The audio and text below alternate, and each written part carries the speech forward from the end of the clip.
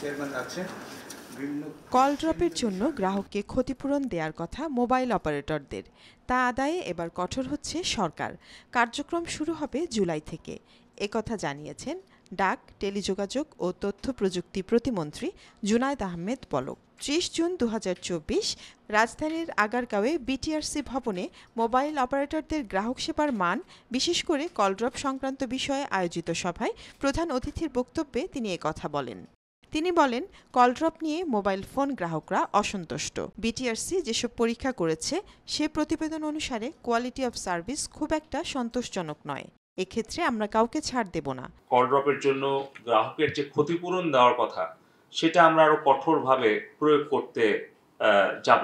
তো যেহেতু আমরা কঠোর অবস্থানে যাব গ্রাহকদের সেবা নিশ্চিত করার জন্য, কলড্রপ হলে তাদের যে প্রতিশ্রুতি ছিল যেটা আসলে কলড্রপের জন্য যেটা ক্ষতিপূরণ প্রদান করার কথা সেটা যাতে আর কি করা হয়, এবং সর্বোচ্চ ক্ষতিপূরণটাই আমরা গ্রাহককে দেওয়ার চেষ্টা করব, যাতে মোবাইল নেটওয়ার্ক অপারেটরগুলো একটা চাপে থাকে যে না, তারা যদি সেবা না দেয় তাহলে তাদের আর্থিকভাবেও তাদের ক্ষতিপূরণটা দিতে হবে।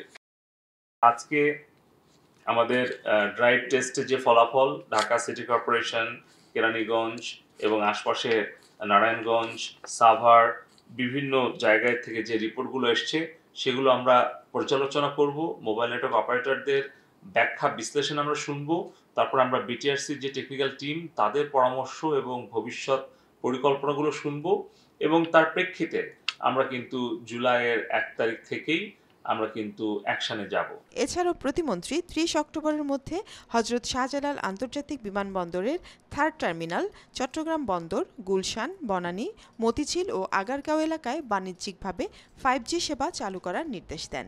পাশাপাশি আমি 5G রোল আউটেরও একটা নির্দিষ্ট টার্গেট আমি বিটিআরসি কে এবং 4টি মোবাইল নেটওয়ার্ক অপারেটরকে আমরা দিয়েছি, যেটা মাননীয় প্রধানমন্ত্রীর নির্দেশনা, যে আমাদের পোর্ট অর্থাৎ আমাদের এয়ারপোর্ট, সি পোর্ট এবং কিছু বিজনেস ডিস্ট্রিক্টস, কিছু গুরুত্বপূর্ণ শিল্পাঞ্চল, বাণিজ্যিক অঞ্চলে সেখানে আসলে প্রাথমিকভাবে 5Gটা রোল আউট করা, তারপরে গ্র্যাজুয়ালি নেশন ওয়াইড এটাকে এক্সপ্যান্ড করা।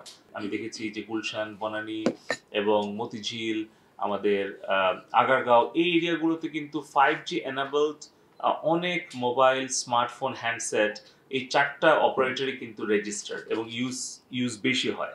তো এখানেও আমার বিশ্বাস যে তাদের বিজনেসও ভায়াবল হবে এবং আমাদেরও আসলে 5G রোল আউটটা এখানে ইফেক্টিভ হবে। এ সময় বিটিআরসি চেয়ারম্যান প্রকৌশলী মোহাম্মদ মহিউদ্দিন আহমেদ সহ মোবাইল ফোন অপারেটরদের শীর্ষ কর্মকর্তারা উপস্থিত ছিলেন।